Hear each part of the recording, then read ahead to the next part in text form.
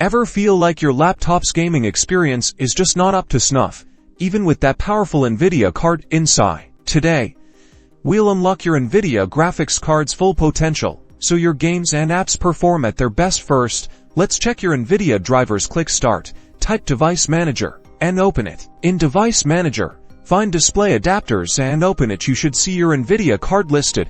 If you see an exclamation point or yellow triangle, there's a driver issue. You'll need to update your drivers. The quickest way to update is through Nvidia GeForce Experience.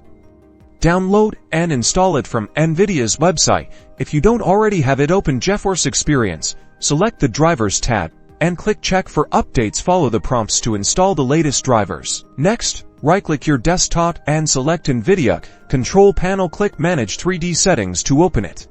In Global Settings, find Preferred Graphics Processor. Select High Performance Nvidia Processor, so your laptop always uses your Nvidia card. If you want specific apps to use the Nvidia card, go to the Program Settings tab, click and select the application's executable. Choose High Performance Nvidia Processor from the drop-down for that program, and click Apply. Your games and applications should now be fully powered by your Nvidia graphics card.